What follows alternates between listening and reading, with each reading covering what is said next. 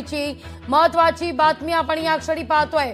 भाग्यश्री, जसं आपण म्हणत होतो की ईस्टर्न फ्रीवे ओलांडल्यानंतर आपण मीनाक्षीकडे जाणार आहोतच, पण त्या ठिकाणी आपण पाहतोय की आता मात्र गाड्या रोखलेल्या आहेत, पोलिसांकडून बॅरिकेडिंग करण्यात आल्याची दृश्य आपण पाहूया। मी माझ्या पीसीआय टीमला विनंती करते की त्यांनी दृश्य दाखवावीत। बॅरिकेडिंग करण्यात आलेलं आहे ईस्टर्न फ्रीवेवर, ही थेट दृश्य आपण या क्षणी या सगळ्याविषयी अधिक माहिती घेऊया आपले प्रतिनिधी चंद्रशेखर भांगे यांच्याकडून। चंद्रशेखर, गाड्या रोखलेल्या आहेत मुंबईत पोलिसांकडून।